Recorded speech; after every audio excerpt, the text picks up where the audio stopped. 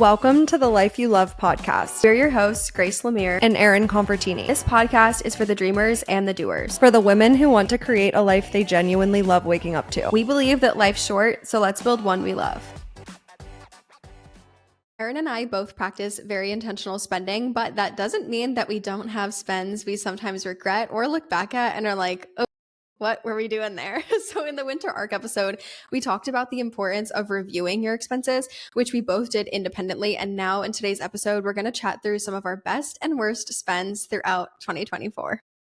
This one's funny because, Grace, you've admitted that you're not very spendy. And after looking at our lists, I totally agree with that. I think that I'm much more spendy than you. I mean, we've talked about our budgets on here. And when you say you only spend $400 a month on discretionary stuff, I'm like, okay, I spend significantly more than that. And that's okay. But this was fun just to kind of go through our budgets and kind of quantify what we've spent in different areas. And it's not like we're going through this episode and being like, we've spent this much on restaurants or whatever, but we're trying to be a little bit more specific about it and just kind of call out some of the things that stood out to us when we were reviewing our budgets. So this is a fun one. We're going to be kind of jumping back and forth between our best and our worst purchases in 2024, but kind of going through the list one by one and talking about some of our best and our worst. I'm going to kick us off and I'm going to start with one of my best spends of 2024. If you've been listening to the podcast or following me on socials, you obviously know that I moved out of state this year and there were a ton of costs associated with that. And I think all of the costs were good costs just because I'm super happy with my decision to move out of state and all of that. But I think the biggest one on my best spends, this might come as a surprise, but I put paying to break my lease, and that was $3,751. So definitely a significant amount of money. That's a lot of money to spend breaking your lease when I could have just waited until my lease was up. But honestly, if I would have waited until March of 2025 when my lease was up to move to Nashville, I probably never would have moved. And this move has been so great and so beneficial for so many different reasons. So I feel like the move to break my lease and move actually when I did was what made it my best spend. Okay. Going back to side note on what you said in the beginning about spending, I aspire to spend the way that you do. I do, because this is the thing about me, okay? I will not spend on something like clothes for so long. And then I'll get to the point where I'm at right now where I'm like, I hate my entire closet. I have nothing to wear. And I have clothing I could physically wear. But when I tell you I have shirts that are literally 5 or 6 years old, I have sweaters that are pilling and look weird and whatever. And I'm just now I think this month I'm going to spend over $1,000 on clothes because I'll just won't spend and then I'll go balls to the walls. So I feel you're more of a steady spender, but I feel that actually helps control because you give yourself a budget for things. I don't know. I watch your budget breakdown videos and I'm like, I need to live my life a little. I need to spend more. No, you do. Yeah, you do need to. You can afford it. You could do it. I know. Just spend a little bit. For so long, I was throwing it all into my debt. But since I became debt free last month, now I'm just I can actually live my life a little. But anyways, that's besides the point. Similar to what you were saying about breaking your lease, I said my best spend, the first thing I thought of when I was making this list was my rent, because I spend $2,400 a month on rent. For some people, when they hear me say that, they're like, oh my gosh, that's so much. But you have to keep in mind that I live in Massachusetts. The cost of living here is insane. I remember my hometown once when I was looking for apartments, there was an apartment that was literally guys, it was not cute. My hometown's very small. I think this place was a 1-bedroom. It was super outdated, did not look cute inside. It was $1,800 a month for a beat up 1-bedroom in a tiny town where there's quite literally nothing to do. So the fact that I have a 2-bedroom, 2-bathroom with parking, dishwasher, in-unit washer dryer, and it's a brand new space for $2,400 a month is actually an absolute steal. And I do get to write off one of the bedrooms as an office. So my net rent every month after my reimbursement from my company is $2,050. But the reason I see this as such a good thing is because the beginning of January, I was living at my parents' house. I mean, I signed the lease on this, so I knew I was going to be moving in mid-January, but I was just so ready for something different. I wanted something more, and I saw my rent as an investment in myself, because living here, I have the space to just be creative. There's this this quote from a song. It's so cheesy, but he says, like, he talks about living in a small town. He says small town living gets old when you have big dreams because you feel like you can only think as far as you can see. And the second part of that was how I viewed living at my parents' house. Like, I was like, I can only think as far as I can see. Like, I don't have the creativity. I don't have full control over my space. Like, I just felt a little trapped. And I have a great relationship with my parents, and it was healthy living there. But being here, I just have, yeah, I'm more creative. I have more space. I have better routines and habits. I've been able to like heal more on certain things that I wanted to work on because I just have the space to like feel, like I don't have to worry about like being around anybody else. I get to like cook whatever I want. And also just like learning, I mean, I knew how to adult, but learning how to adult, like what goes into like taking care of a space, and like when something goes wrong, like how do I handle it? Like when there's no one else around me to be like, oh, do you need help? Like I just take care of it. So I have spent $24,000 on rent so far this year. That's before my like reimbursement, but I honestly think it's worth it. And my next apartment is actually going to be even more money. So like, Yeah, whatever. Right. And when you're going back and comparing the $2,400 that you spend versus $1,800 that you would have spent in a place that you wouldn't have enjoyed, you would have hated that $1,800 a month. Like that would have been on your worst spend list, and you would have resented that payment every single time you made it. I'm in the same boat. I pay $2,300 a month in rent, and I love paying my rent because I'm obsessed with my apartment. I literally hate leaving my apartment because I love it so much. This is like my I wish that I could like teleport my apartment with me everywhere that I go and just like be in it all the time. And living by yourself is the best thing ever in your 20s, because like learning to be alone in your thoughts, I think, is so important for that creativity that you were talking about. And you don't get that when you live with roommates. And I think that everyone should go through a phase of living by themselves. Obviously, like we're not saying to spend more on your rent than you can afford and not make it 50% of your pay or anything like that. Like we're not saying that, like still be reasonable in what works for you. But if you're comparing two places and the second one's a little bit more expensive, but you're going to like it exponentially more, and you're not going to feel the need to leave your apartment at all hours of the day because you hate it so much, then that is totally worth it. That's how I view, and I didn't put this on my list, but I think it kind of goes hand in hand.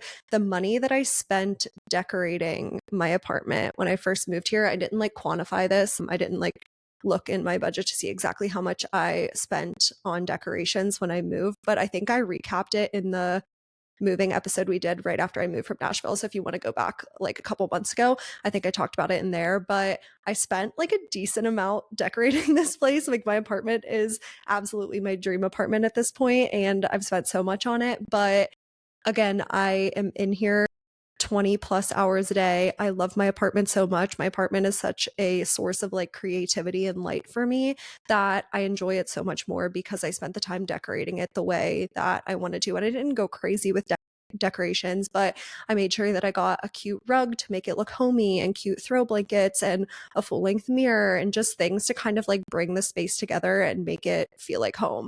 But I will do the next one on my list. This is also on my best spends, and this kind of goes hand in hand, since we're talking about like apartments and everything. And I moved down to Nashville the first weekend. I spent $344 buying my best friend a flight to come up to Nashville to help me move in. And that was the best money I have ever spent. If you've never made like a cross country or like out of state move before, and you're kind of starting from scratch like I was so overwhelmed by that. I just knew, like, especially because I was only bringing what could fit in my car, I knew that I was going to need to like buy a lot, and then that would kind of like make me eerie because you're spending a lot of money, you're spending thousands of dollars all in one weekend. I just knew that I like wasn't going to be able to do that on my own.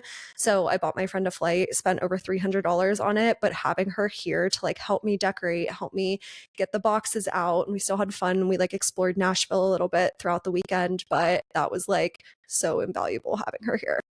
I think I'm literally going to do the same thing. One of my best friends, I was going to ask her to drive down with me, but she is actually moving like late January. So she'll be kind of preparing for her move while I'm moving.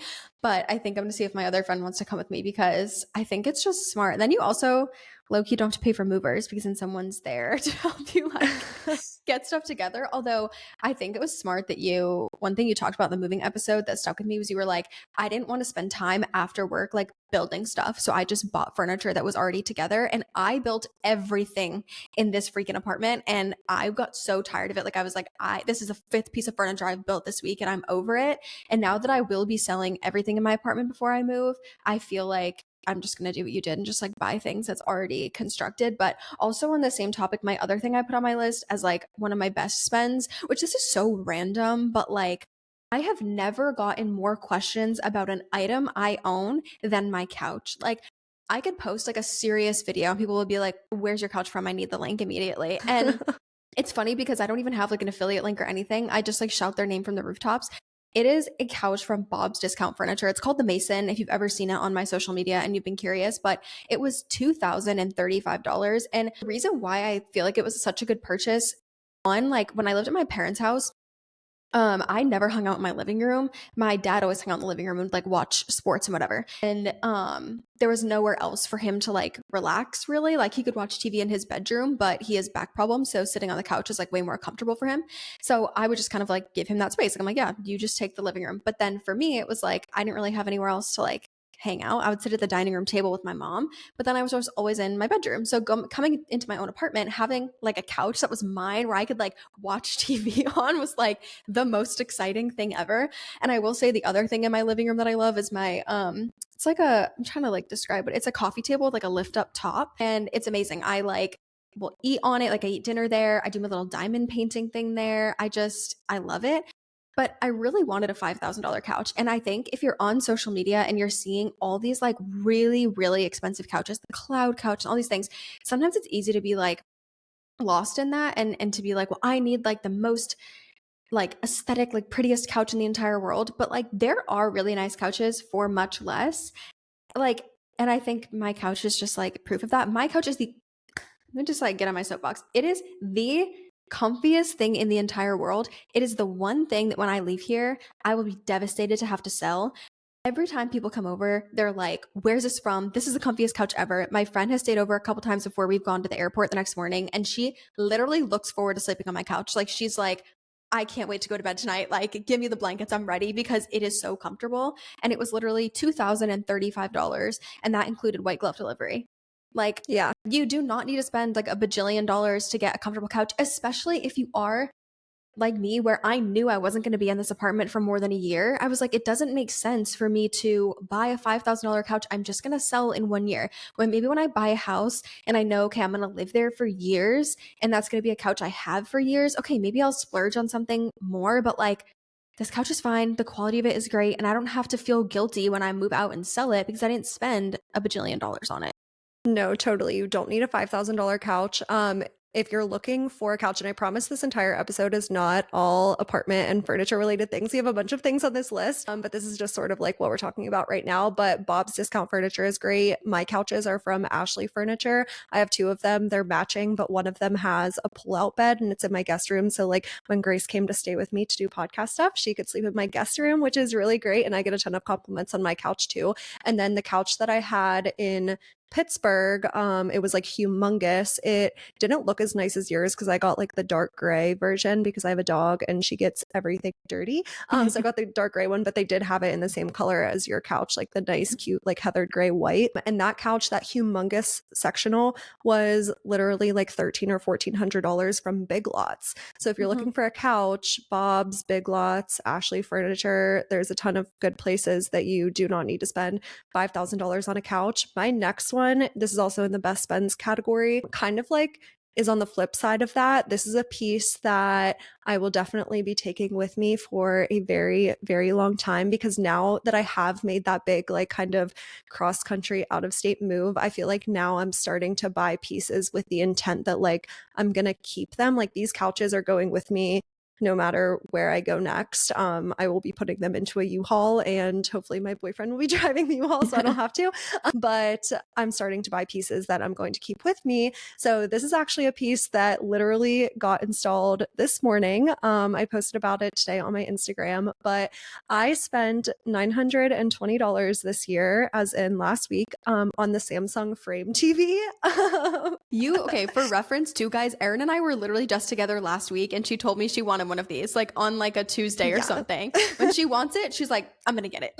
Well, it's funny. I actually bought it that night because we were with our friend in New York City and he was able to get me a really good discount on it because he like works with them or whatever. So I was able to get a good discount and I only spent $920 when it probably— What is it? That Yeah, what is it included, usually? like that included the frame, which doesn't come with the TV. Like it just looks like a regular TV, but you can attach weird. cute frames. Oh. And then it also included like the installation. So a guy came out today and installed it for me because I don't know how to do that. It was going to be like $14.50 or something. So I got like a pretty good discount on it. So I was like, okay, fine, let's do it. And the reason why I think this is one of my best spends is because I have not had a TV in my living room since I moved in here. I've just been using a projector and I love my projector. I have like loved having little movie nights on that projector on that wall. It was like the perfect space for it. But the problem with the projector is that, one, you can only use it when it is pitch black in my apartment. Like if any light is on, if I'm like cooking dinner in my kitchen, if I even have a lamp on, or if it's light outside, you can't use the projector. So when it was in the summertime, I literally could never watch TV in my living room because it didn't get dark until it was time for me to go to bed. Now that it's winter, I can use it like a little bit earlier, but again, if I have any lights on, then I couldn't use it. But then the other problem with the projector was, since it took up that whole wall, I couldn't put any furniture on that wall. So I couldn't even really put like a console table or anything like that. I couldn't put any artwork on there. So when I'm not using the projector, that wall was like looking so empty and I really wanted to fill it, but I obviously couldn't if I wanted to use the projector. But I could not fathom putting an ugly black TV on that wall because there's like literally nothing black in my entire apartment. Everything's like super white and like light brown and stuff like that. So I just splurged on the TV. Instead of spending $500 on a TV that I hated, I spent the $900 on something that I'm going to keep for a very long time. I was gonna say, I feel like that's a piece that you hold on to for a long time. Yes, Now for that sure. like It will a go to my next $1,000 place. TV. Yeah. Yeah. Plus, I feel like that's like the best. Like they're so pretty. Like those TVs. Like I feel like you know what I mean. It's not like They're so pretty. Yeah. So it's like at least it will look good in like a house and a living room. You know, like why not? Okay. Let's see what's up. I feel like I have another thing that's like an apartment related thing, which I'm like, Just do it and then Grace, we'll move stop. on. Okay. It's like sort of apartment related, but like not. But when I was going through, I went line by line, guys, through every single month of my budget template and was looking at all my expenses and just genuinely being like, okay, like what makes me feel like good versus bad when I look back on it. And like, so I'm sorry, there's a lot of apartment things. So I'm just keeping it real. Okay. This thing that I put on this list was my espresso machine. I paid $531 for it. I think I have the Breville Barista Express. And it's like a full like espresso machine. And I believe it can range in price anywhere from like I think $650 to I saw them all the way up to like $850, which is that's crazy. No, $850 is crazy. But the reason I was like debating it is because I used to always make iced coffee at home. And I would buy like the bottles of coffee at the grocery store. And I have like a sensitive stomach. So there's only one brand I could buy where the coffee wasn't acidic because a lot of them hurt my stomach. And those were literally, I think, $99 or $7.99 per bottle, and I would get 2 of them every week, sometimes 3. So I did the math and I was like, on a conservative estimate, if I bought 2 of those per week, literally for the entire year, that doesn't even include like almond milk or anything that goes into it, that was $832 per year on bottled coffee alone. And the thing is it never hit the spot. So I always wanted to go out still and buy coffee at coffee shops. And again, that was like a conservative estimate. So when I was thinking about it, I was like, okay, whenever I go out places, I always get like a shaken espresso or a latte. And the only way for me to create something like that at home is to make espresso at home. And it just made sense. I didn't want to get like an espresso with the little pods and stuff. I was like, let me just buy something that I feel like is going to last a long time. So I kind of considered it like an investment, but also save me money because I don't crave coffee out as much. I love my espresso machine. I don't do a lot of like fun, funky drinks or anything with it, but I just genuinely enjoy making lattes. I feel like it's good. And I think it was a worthwhile purchase. I think I bought it at it might have been like a Home Goods or TJ Maxx. The one I went to, it was like a joined store where it's TJ Maxx and Home Goods. So I don't know what it kind of counts as, but I always tell people to go and look there. They did only have literally two on the shelf, so you got to hit it just right. But yeah, definitely look there if you're interested in one. Yeah, that's where I bought mine too. I bought it at a TJ Maxx and it was like 4.99 or something. And I think I have like close to the same model that you Mhm. do. And yeah, I totally agree. I don't really crave going out for coffee. I still do if I'm like meeting a friend out or if I'm going to work in a coffee shop. But rarely ever do I just like go grab coffee just because I'm craving it, because I can literally make the exact same thing at home. And sometimes it's better than what I get out at a coffee shop because then you can control like exactly what's going in it and stuff. So yeah, I totally think that it saves money and you were smart to not get an espresso, because I know some people love their Nespresso. So if you do, don't come at me. But I had so many problems with my Nespresso. And that was one of those things that like the $200 that I spent on the Nespresso was a waste of money because I still ended up buying the more expensive thing. So I should have just got the more expensive thing that I wanted to begin with. I have another one of those examples on my list. And this is like one of my worst purchases. And now we're kind of like jumping back and forth between best and worst. But I said one of my worst was a Samsung camera that I bought for $156 this year. There was nothing inherently wrong with this camera. I bought it used off of Amazon because Samsung like doesn't currently make that model anymore. But my friend had it and she was like, "Oh yeah, it's a good camera." I was looking for like a basically like a digital little point and shoot camera. The Canon G7X has been like all over TikTok, but you actually can't find it anywhere. It's been sold out for months. So I was looking for something that was like sort of similar, but I didn't want to spend a ton of money because the one that I actually wanted was sold out. So I spent $156 on it. I used it for like 2 months. But since I bought it used, it like kind of stopped working on me. Like the lens kind of like stopped going in and out. I don't know. So I still ended up buying a more expensive camera. It's not the Canon G7X, but literally since I got the Samsung camera, I've been like doing a bunch of research into dupes for the G7X. And I ended up getting the Sony RX100, which is like kind of the same price as the Canon G7X, but it's actually better for video than the G7X is. So that's why I decided to go with that one instead, because I am going to use it for YouTube as well. So I wanted something that could do like both photos and videos. So that was just kind of another example of like, should have bought the one that I wanted from the beginning instead of buying something that was less expensive, but that I still ended up spending the money on the more expensive thing. I didn't put it on my list, but I ended up doing something similar when like everyone was getting remember when it was like a trend, everyone was taking like digital camera pictures and it was like all over social media. I was like, I want to step up like my photo game. And I bought a digital camera on Amazon before a trip and it was like $210 or something. It was a business expense because I was using it basically to put photos like for Reels covers and stuff on Instagram.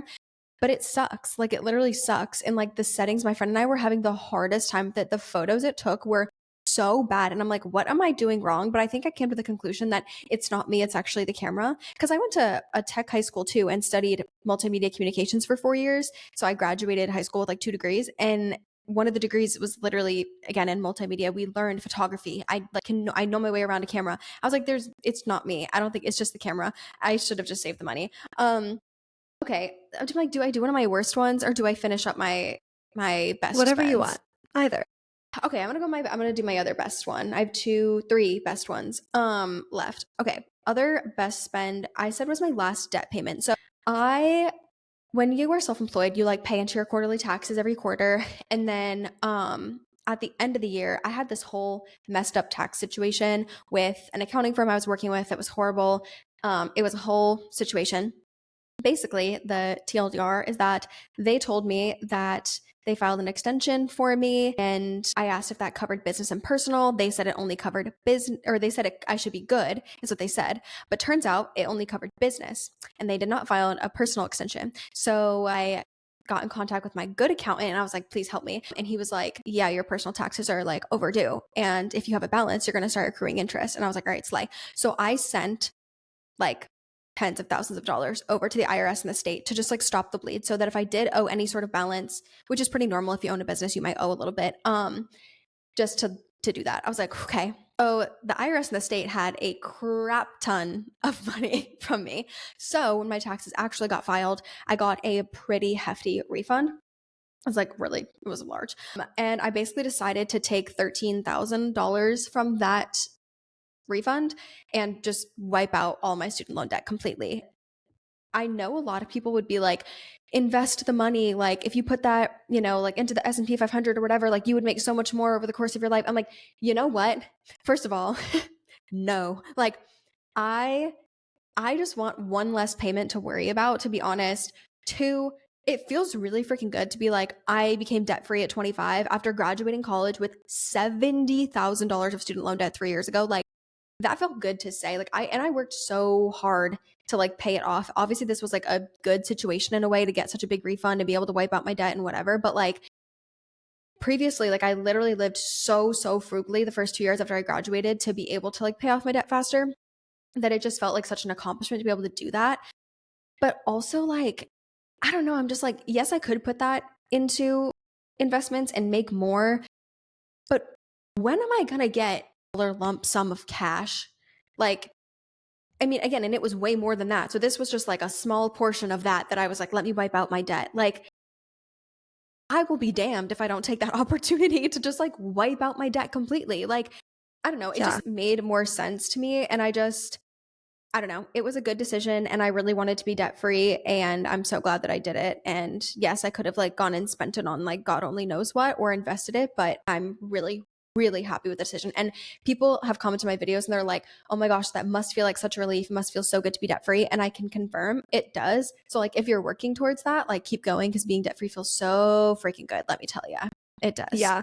No, I love that. I would have made the exact same choice. I also decided to pay off my debt, even including my car loan that was literally 2.9%, which people will say the exact same thing about, but Yeah. it's one less payment to worry about. It reduces your monthly fixed expenses. So it's just like so much peace of mind that is priceless in my opinion. So do not blame you in the slightest. The next one's a little bit more abstract. It's not like one singular purchase, but it is $1,352 that I spent this year on airfare. So that's just like trips combined. And I will say, like, that is a low amount for how much I've Say that's traveled. nothing. Right. And that Yeah. definitely like goes to show you the power of credit card points, because I've used credit card points for a lot of trips this year, between points that I've accrued on my personal credit cards and on my business credit cards, because points that you earn, you don't have to use for business related trips. You can use them for personal trips as well. So I've been able to use a ton of credit card points for airfare specifically, but I still spent $1,352. And I wanted to highlight this just because, like, I do have really good memories from traveling this year, I have to say. Like, I went to Charleston for my best friend's 30th birthday. It was like this huge girls' trip. We had the best time.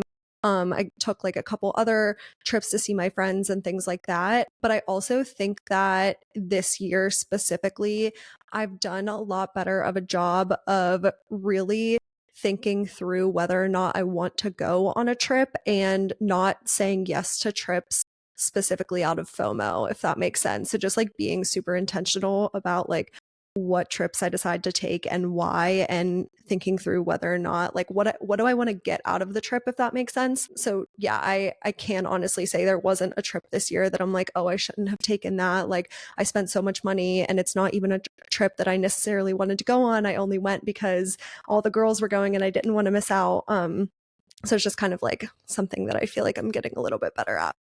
I feel like money spent on travel to me is like always money well spent. Unless it's like, yeah, when I like go somewhere out of like FOMO or whatever, or if I spend on things I don't really care about on that trip. But like I never, on most, like 9 times out of 10, I look back on trips and I'm like, that was fun. Like I had a good time. You know? Yeah. See, I do think that way. I think like money spent on travel and experiences is good money spent, but I've definitely taken trips before where I'm like, I get back and I'm like, okay, why did I even take that? Like, yes, some of my friends wanted to go, but I didn't even really feel like going on that trip. I just didn't want to miss out. So I definitely think that I've spent a lot of money in the past for like the fear of missing out type of aspect when it relates to travel.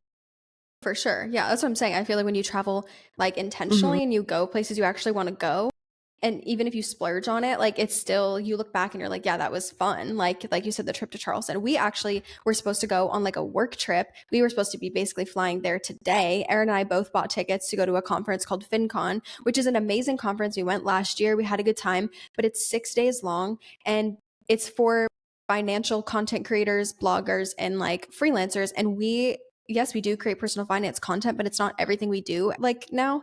And we debated, we were like, should we go? And then we were like, no, like, yes, we already bought our tickets, but like sunk cost fallacy, like we're not going to make that money, or like that money's not going to come back. We already spent it, but that doesn't mean that we should dig ourselves even deeper and like spend the money on the flights and the hotels and all the things, because we just don't want to have FOMO. And like we feel like we should go.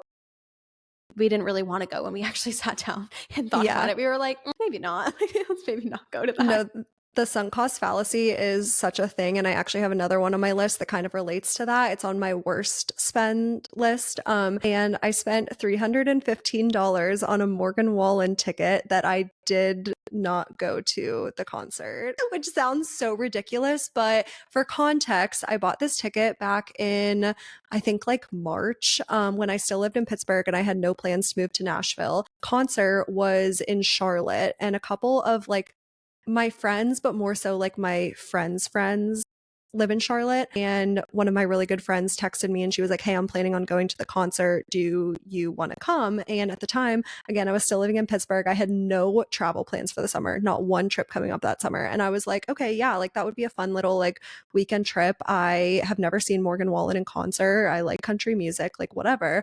Well, then I decided to move to Nashville, and I was moving literally 2 weeks before the concert. So I was like moving, and then I was going to have to find someone to watch Bella 2 weeks after I got to Nashville. And it just like kind of became this whole thing. So I told my friend, I was like, hey, I'm not going to be able to go. Like, if anyone wants to buy my ticket, that's fine, but I'm not like banking on it. If I have to eat the money, that's fine. I'm still saving money by not having to book a flight and get a dog sitter and all of that.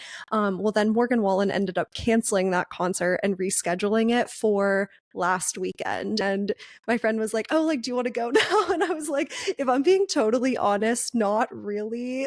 I know I spent the money on a ticket, but just like I have a lot of travel coming up right now, and I really don't feel like spending all of the money traveling to Charlotte and again getting a dog sitter for a concert that like at this point I don't even really think I want to go to. So yeah, I just ate the $315. You gotta do it sometimes. You really do. Yeah. Okay. On the topic, I still have two more best spends and then my worst spends. But on the topic of like just eating the cost of something and just being like whatever, one of my worst spends I said was my gym membership, because it's $79 a month. So I've spent $790 total this year, and honestly, I never use it. Like when I first got the gym membership, the reason I picked the gym is because my apartment has like a deal with this gym where you don't have to pay like the activation fee or something. And it's kind of like pricey. It's like $100 activation fee or something like that. So I was like, okay, cool. And I went and I toured it, and the facility was nice, and they had all sorts of like classes, and they had a mat Pilates class on weeknights, like after work. And that's usually when I work out, and I really wanted to do mat Pilates. I'm like, this is perfect. All the other like Pilates around me was like really expensive, like $300 plus per month for like just a couple classes a week, because they're all small privately owned studios with like small classes. So makes sense, small businesses, whatever. But so I was like, okay, I'll get this gym membership. And then literally I started trying to go to the gym. I swear to you, no matter what time you go, it's packed, like so packed. I just like don't understand it. And I control my schedule. So I would go be like, all right, let me go at like 11:30, or like, let me go at like 9:45. No matter what time I go, it is so crowded. It's not a 24-hour gym. So it's not even like I could go like super duper early or super late. Like it's only open certain hours. And after going to mat Pilates classes for like probably like 6 weeks, maybe, all of a sudden they just canceled them. I don't know why. And they were like, they were looking to, I think the teacher might have left or something like that, but they were trying to find someone else to take over her class, and they never did. I literally like opened the app the other day just to see. No, they still haven't replaced them. And there was only one. They were like, oh yeah, we have mat Pilates. It was one class after work per week, and they canceled it. And they do have classes that are at like 7 a.m., but I don't want to go to a 7 a.m. class. Like, cause I don't like to work out in the morning. It gives me headaches. But also one thing I never thought about and something to think about if you're getting a gym membership is like, look at the demographic of people there when you tour the gym. I didn't think anything of the fact that there was a lot of older people. But then I went to the yoga class.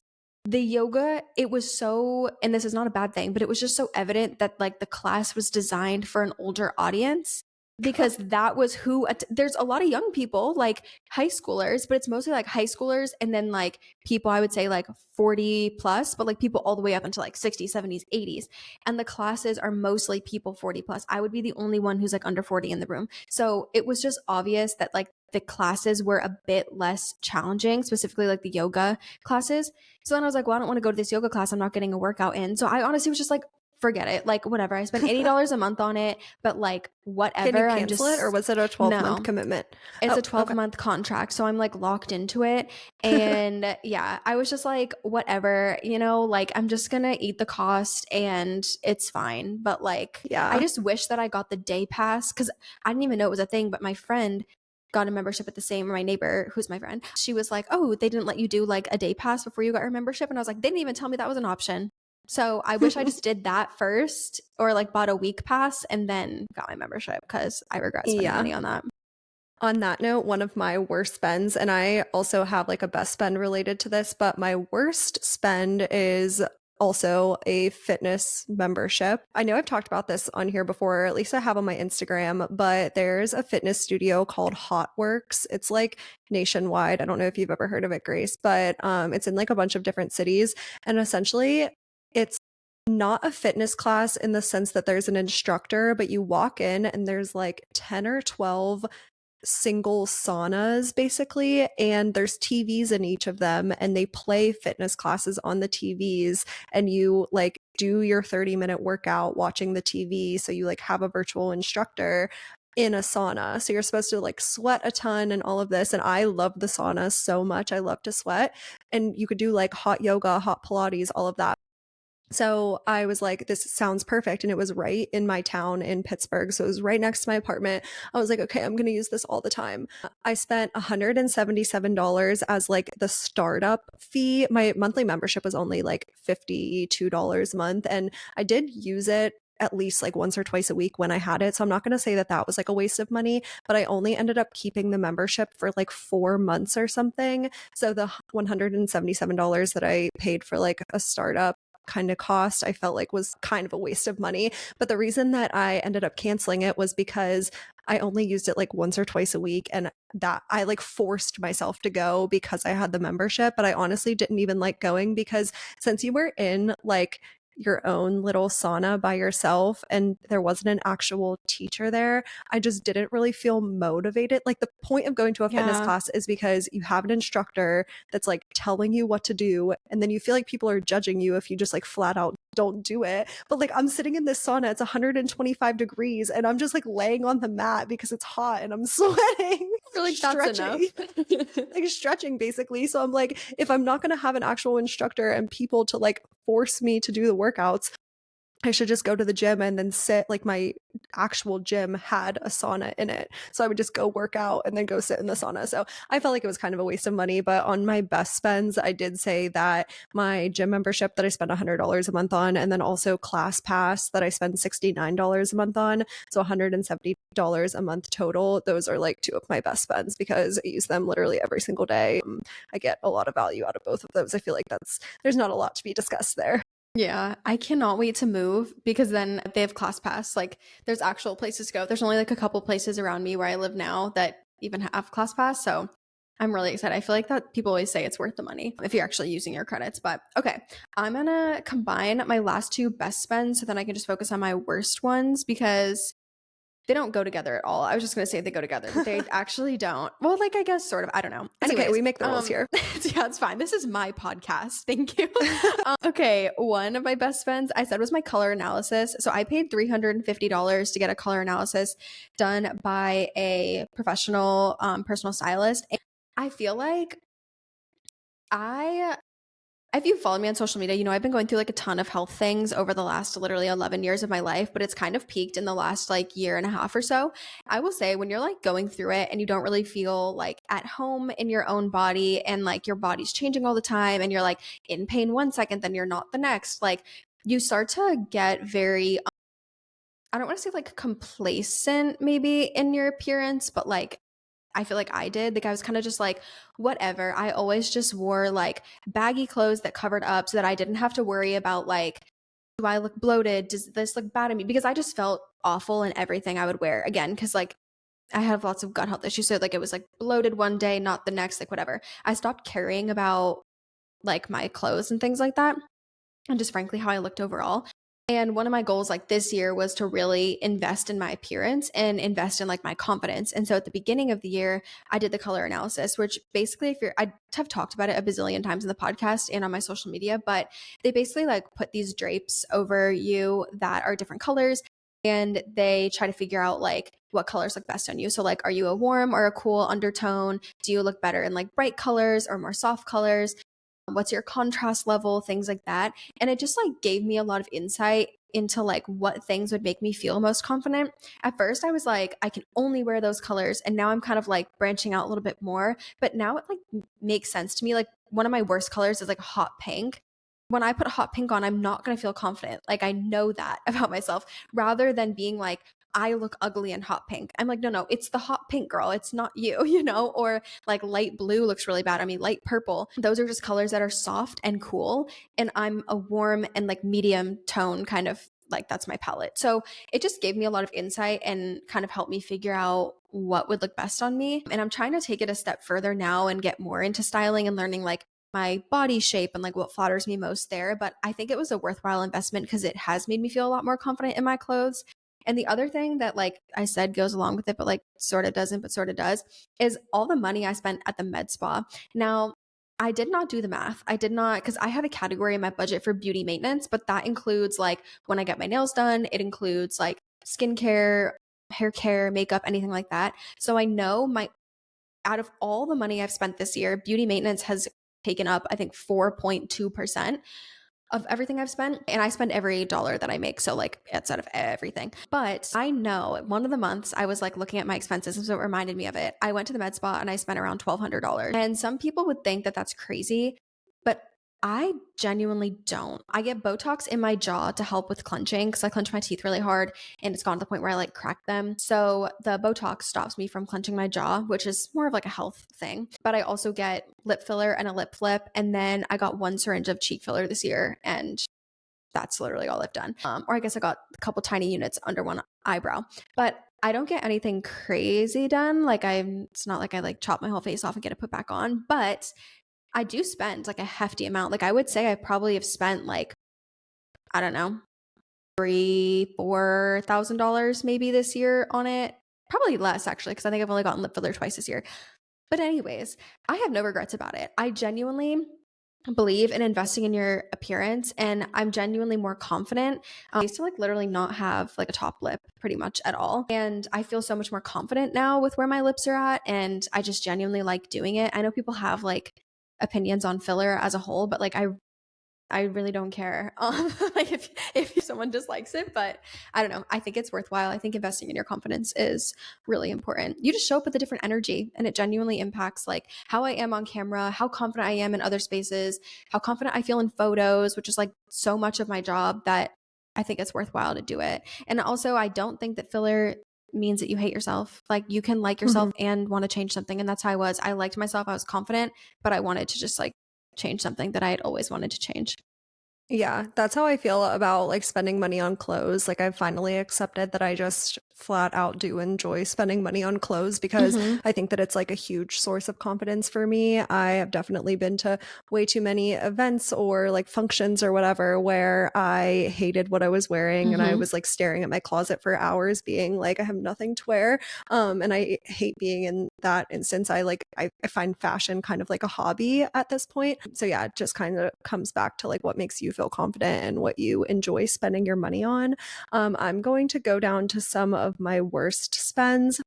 And this is like a little bit switching gears here, not super related to anything med spa or clothing wise, but I said the $395 that I spent on my Capital One Venture X card annual fee.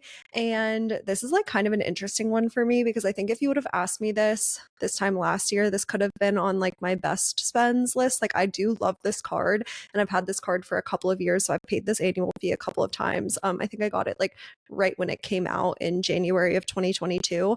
And I did love this card. I just sort of feel like at this point I've like used all of the benefits and there isn't a lot more that I need to get out of the card to spend the $395, if that makes sense.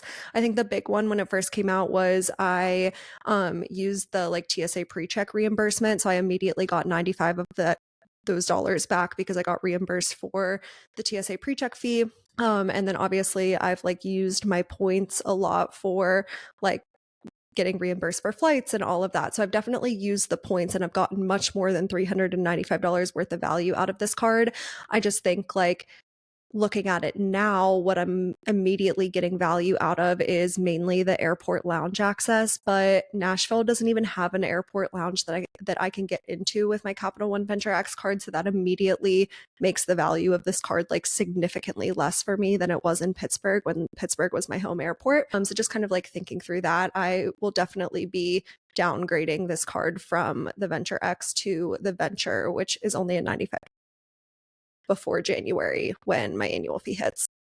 Honestly, that is so valid because the last time my Venture X like renewed and I paid the annual fee, I was like, what am I actually paying this for? Like, I was like, wait a second. I'm like, because I felt the same way. I was like, I feel like I got the benefit with the TSA pre-check. But this is funny. I've had the card, I think, for over a year now. I've never gone into an airport lounge. I've never done it once. I don't know What? why. Yeah, I've never done it. I don't know why. I just haven't. Like, I've never used it. And I had a moment when I was in the airport the other day and I was like, why? I was like, I've never, like, I should really use that benefit of the card because that's what most people use it for. But I've never once used it.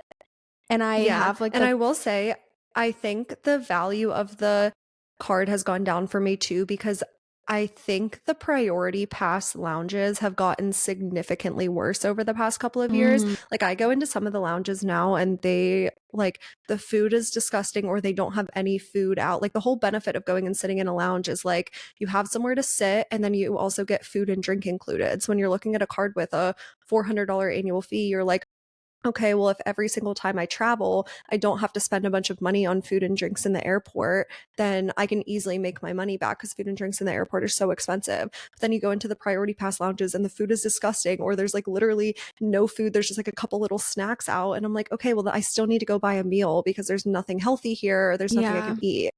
I think my thing with it too is I'm like, one, because I have TSA pre-check, I don't show up to the airport nearly as early. So by the time I get to like my gate, it's about to board in like 30 minutes. So I just use my laptop right there. I don't feel a need to go in and like sit down anywhere else. I never take flights with layovers because I simply refuse. I think it's just the principle of it. I'm like, do not give me a layover. I don't want one.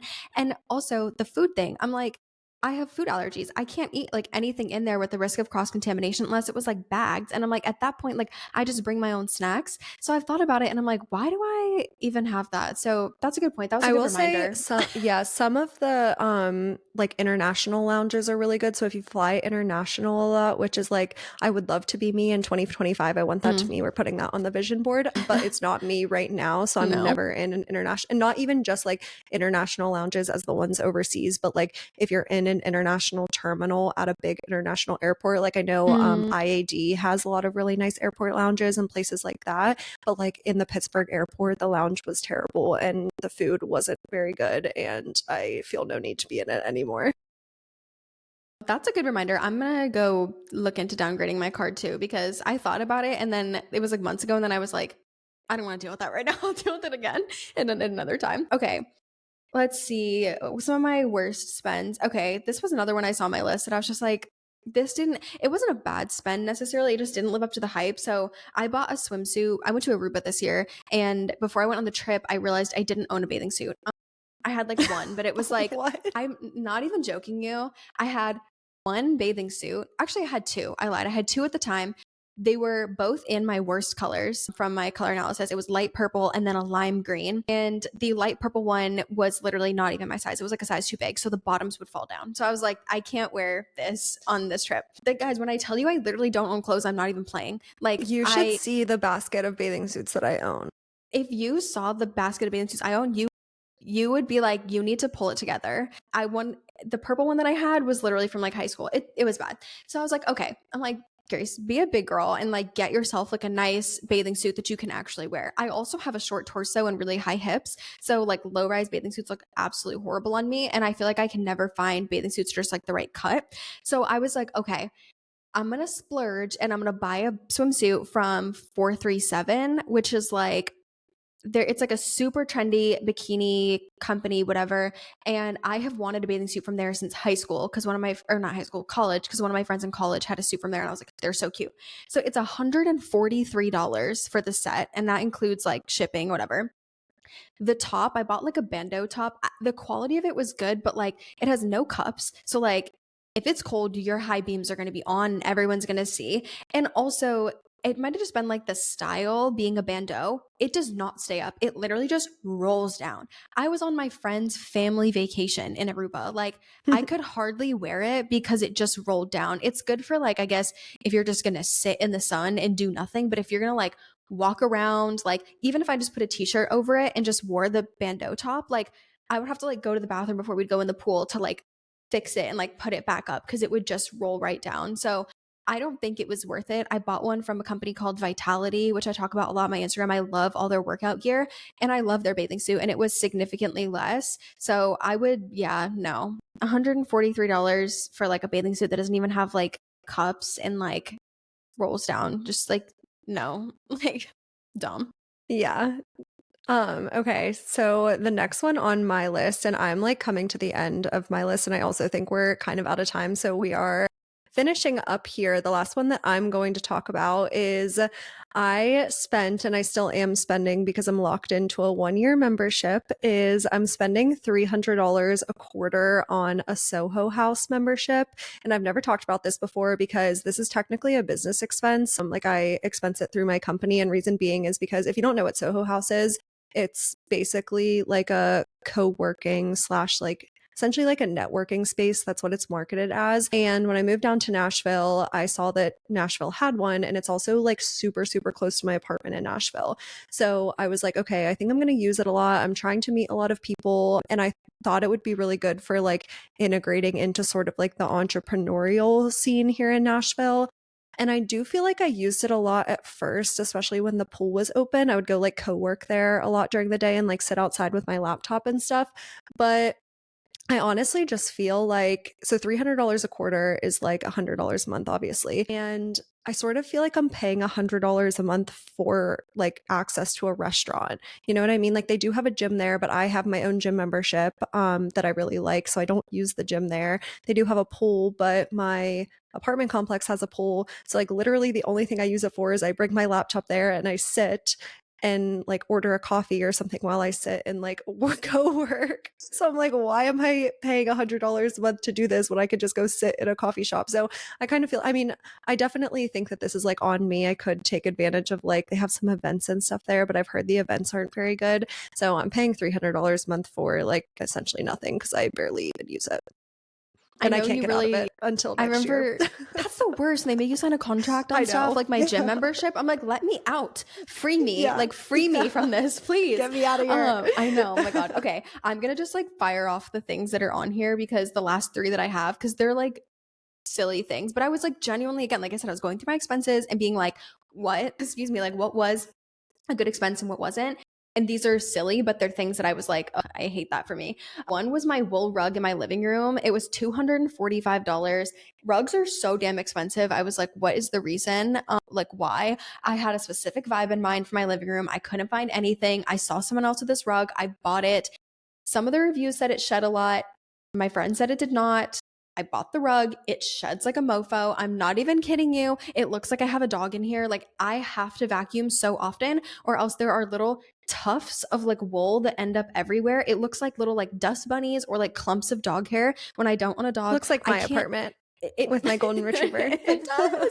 I can't, like, if I walk over the rug in socks, like bottom of my feet will be completely covered. I sit on the floor by my window to like film content, and I cannot sit on this rug, or if I stand up, I will have it all over my butt. Just like a waste of, not a waste of money, but just like I wish I went with something else because it's so annoying to me. And I will never buy a wool rug literally ever again in my entire life. The other thing on here, I said these $30 clear heels. I bought them before a trip because I thought they would go with an outfit really cute. It's a small expense, right? They're $30, but clear heels are the worst. They are the most uncomfortable shoes ever. They have like the like clear straps. I have never worn a more painful pair of shoes in my entire life. I don't understand how Wait, people I wear have them. a pair of clear heels. Oh my God. I don't know what they are, like what it is, but the little like straps hurt my feet so bad, gave me the worst like blisters. I wore them one time on that trip. I have never worn them again. I'm going to sell them. Like, oh my God, nope, don't do it. Maybe just like buy some that are like better quality. These are like $30 from Amazon. And the last thing, this kind of goes along with what you're saying because it's a work expense. This was just like a Grace, like do better, you know? Got this like photo editing app because people were saying it was like you can like take pictures in it and it takes photos on RAW, which is like a camera setting, and then you can like edit it. I got the app before we went to Florida because I was like, oh my God, this would be so fun on the girls' trip to like take pictures and whatever, and then I can use these on my Instagram. I must be doing something wrong with the app because the photos look horrible, horrible. And then I forgot to cancel it before the subscription started because it was like a 7-day free trial. I thought it was a 14-day free trial. So then it charged me $51 for a yearly it's a yearly subscription. So now I have it for a year, even though I don't want it. $51. And I was like, I could be like, can you please refund me? But then I was like, Grace, just shut up.